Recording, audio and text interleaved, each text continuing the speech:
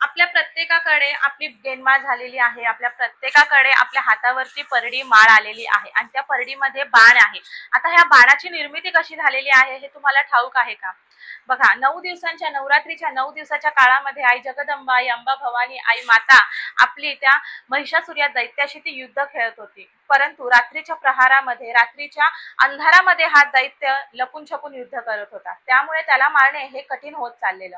म्हणून आई जगदंबाने तिच्या पाठीच्या तुणीरीतून एक अग्निबाण, अग्निशस्त्र तिने बाहेर काढलं आणि तिच्या साडीचा जो पदर आहे तो तिने फाडला आणि त्या अग्निबाणाच्या भोवती तिने गुंडाळला आणि त्याचा तिने काकडा तयार केला आणि तिने मंत्राने तो काकडा प्रज्वलित केला, अग्नी तिकडे प्रज्वलित केली.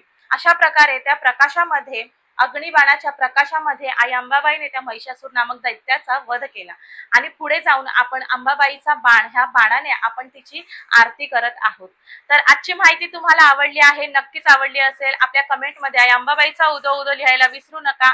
अशाच नवीन माहितीसाठी आपल्या पेजला फॉलो करायला विसरू नका. बोला भवानी मातेचा जय जयकार, अंबाबाईचा उदो उदो.